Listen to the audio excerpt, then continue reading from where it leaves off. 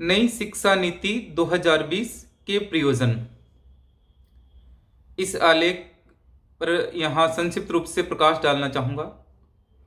भारत के नव निर्माण, उसकी मौलिकता और सृजनात्मकता के लिए सबसे महत्वपूर्ण विकल्प शिक्षा व्यवस्था ही है।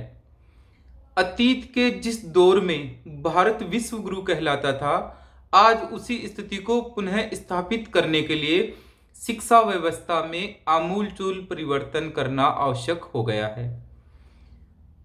ऐसे में भारत सरकार ने 29 जुलाई 2020 को नई शिक्षा नीति 2020 की घोषणा की। इससे पूर्व भारत में सन 1986 में शिक्षा नीति लाई गई थी।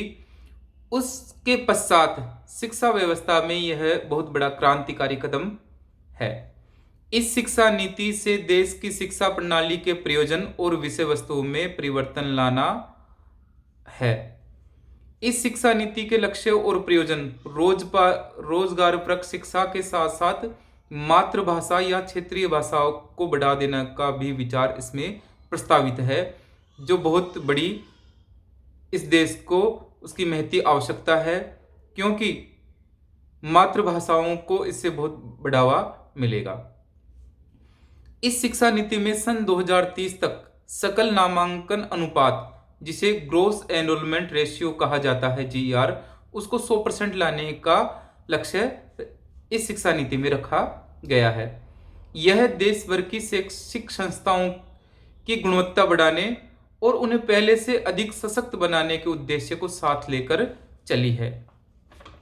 यह शैक्षणिक संस्थाओं में संसाधनों की उपलब्धता और उनके चहुमुखी विकास को प्राथमिकता देती है।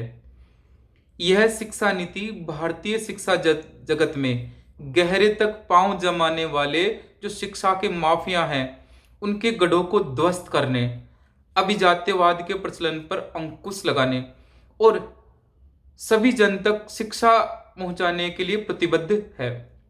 इस शिक्षा नीति में 5वीं कक्षा तक शिक्षा में मातृभाषा, लोक भाषा या क्षेत्रीय भाषा जिसे हम कहें, उस शिक्षा के माध्यम के रूप में अपनाने पर इस शिक्षा नीति में बल दिया गया है।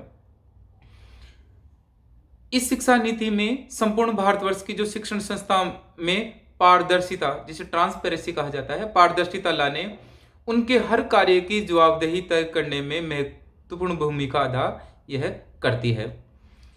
इस शिक्षा नीति में समाज के समस्त वर्गों के छात्र छात्राओं के लिए मेधा छात्रवृत्ति का भी प्रावधान है।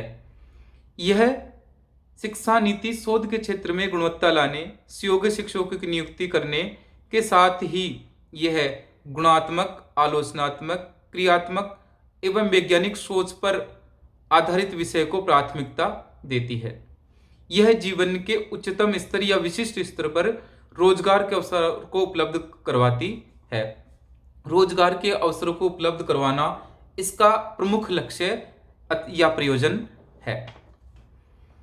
यह शिक्षा नीति सन 2035 तक शिक्षा व्यवस्था के औसत दाखिले को 50% तक बढ़ाने के लक्ष्य को लेकर चली है।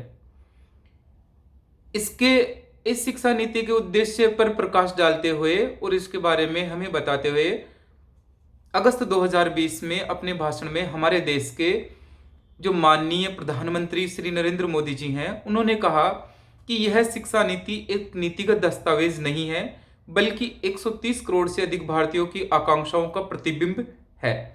इस शिक्षा नीति का लक्ष्य शिक्षा व्यवस्था के प्रयोजन और विषय वस्तु में परिवर्तन लाना है। इसका लक्ष्य रोजगार मांगने वालों की जगह रोजगार देने वालों को तैयार करना है। इस प्रकार हम देखते हैं यह शिक्षा नीति मौजूदा शिक्षा नीति की तमाम कमजोरियों, उसकी विसंगतियों, विडंबनाओं को दूर करके देश को ज्ञान का सुपर पावर बनाने के लक्ष्य को लेकर चली है और इस प्रयोजन को पूरा करने के लिए है पूरी तरह से प्रतिबद्ध है। धन्यवाद।